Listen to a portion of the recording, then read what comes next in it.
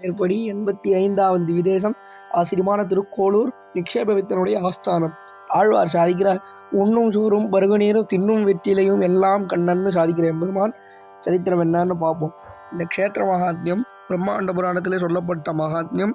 ஒரு காலத்தில் நவநிதிகளுக்கு சொந்தக்காரனான குபேரன் பரமசிவனாரை பார்க்கறதுக்காக கைலாயத்துக்கு போகிறச்சே பார்வதி தேவியோட சமேதனா பரமேஸ்வரன் எழுந்துள்ளிருந்தார்.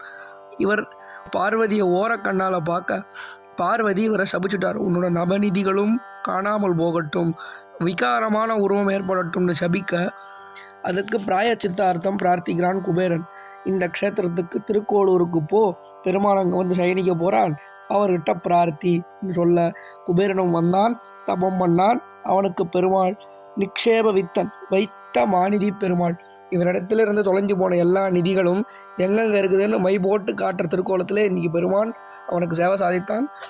ஆச்சரியமான எம்பெருமான் பெருமான் எப்படி எழுந்துள்ளிருக்காருன்னு பார்ப்போம். வைத்த மாநிதி பெருமாள் நிக்ஷேப வித்தன்னு திருநாமம். புஜங்க சயனம், கிழக்கே திருமுக மண்டலம், குமுதவல்லி தாயார், ஸ்ரீகர விமானம், குபேர தீர்த்தம், தாமிரபரணி தீர்த்தம்.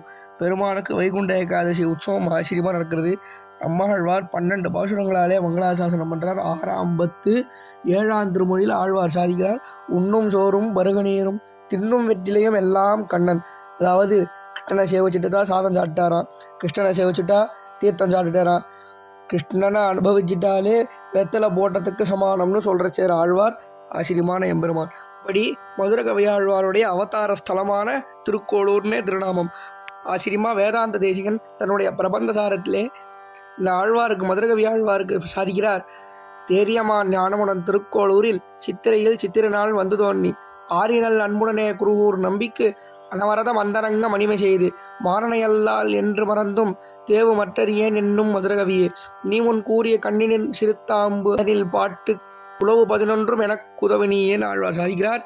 இந்த ஆழ்வார் தான் நம்மாழ்வாரையே தெய்வம். அவித விஷயாந்தர ஷடாரே உபனிஷதாம் உபகான மாத்திரபோக அவிஜகுண வசாத் ததேகசேஷிர் மதுரகவர் ஹிருதயே மமாவிரஸ்து. வேறொன்னும் நானறியேன் வேதம் தமிழ் செய்த மாறன் ஜடகோபன் வன்குருகூர். வேதங்கள் வாழ்வாம் என்னேத்தும் மதுரகவியாள் எம்மையாழ்வார் அவரே அரண். 10 பாட்டு கண்ணினும் சிறுத்தாம்புன்னு பாடினார். நாதமுனிகள் இந்த 10 பாட்டை கொண்டுதான் 12,000 தடவை சொல்லி இன்னைக்கு நம்ம பார்க்குற 4,000 திவ்ய பிரபந்தத்தையும் வாங்கினார். ஆச்சரியமான க்ஷேத்திரம். அந்த 4,000 கிடைக்கிறதுக்கு உண்டான 10 பாட்டை கொடுத்தவரே இந்த மதுரகவி ஆழ்வார் தான். மேற்படி ஒரு காலத்தில் ராமானுஜன் இந்த க்ஷேத்திரத்துக்கு எழுந்தருளினார். எழுந்தருள்ற காலத்தில் ஒரு பெண்மணி இந்த ஊரை காலி பண்ணிட்டு வெளியில் போகிறதா இருந்தா.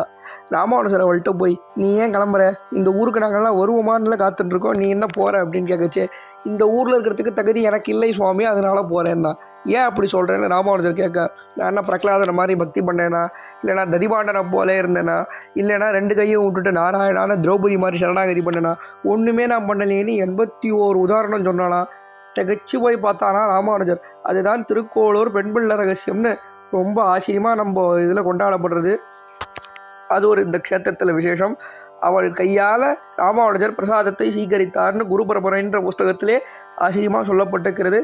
ஆச்சரியமான சரித்திரம். என்ன இந்த பெருமாள் திருவடிக்கு பல்லாண்டு வைத்த மாநிதி நிக்ஷேப வித்தன்.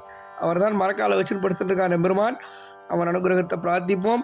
இந்த க்ஷேத்திரத்தை தாயார் குமுதவல்லி தாயார் திருவடிக்கும் பல்லாண்டு, அம்மாழ்வார் திருவடிக்கும் பல்லாண்டு, மதுரகவி ஆழ்வார் திருவடிக்கும் பல்லாண்டு பாடி அடுத்த க்ஷேத்திரத்துக்கு பிரயாணிப்போம்.